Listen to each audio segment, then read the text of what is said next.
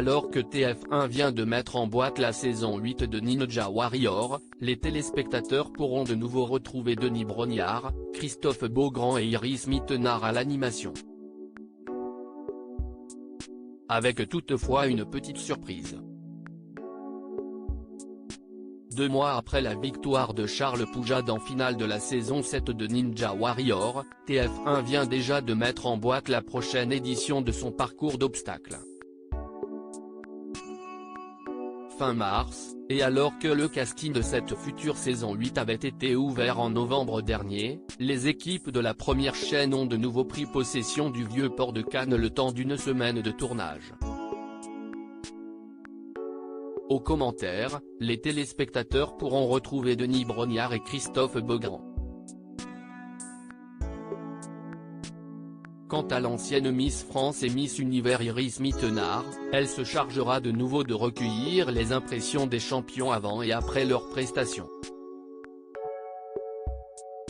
Ninja Warrior, saison 8, du changement à l'animation mais surprise, TF1 a décidé d'apporter un peu de changement à l'animation. Comme pour toutes nos marques fortes, nous cherchons toujours à nous renouveler. Pour cette 8e saison de Ninja Warrior, nous avons décidé de créer des surprises grâce à quelques nouveautés.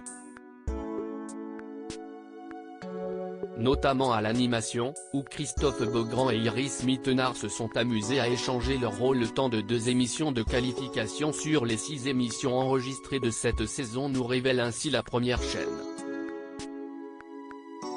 Une version internationale All-Star de Ninja Warrior. Si l'on ne connaît pas, pour l'heure, la date de diffusion de cette 8e édition de Ninja Warrior, on sait que TF1 a également enregistré 2 numéros d'une version internationale All-Star de son format.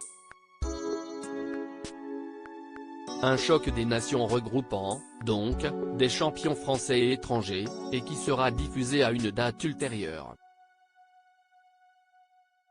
Ninja Warrior 8, la revanche de Charles Poujade? Vainqueur en saison 7, Charles Poujade avait fait part de son soulagement après toutes tentatives infructueuses lors des dernières saisons, si est une consécration. Surtout que je n'ai fait voir des vertes et des pas mûres à tout mon entourage. Notamment à ma chérie, avec mes entraînements et un rythme de vie incroyable depuis 4 ans. Mais avec de la détermination et du travail, on peut toujours aller au bout. Ne réussissant pas à battre le record de la Tour des Héros fixé par Clément Gravier, le champion n'avait toutefois pas remporté les 100 000 €. À charge de revanche?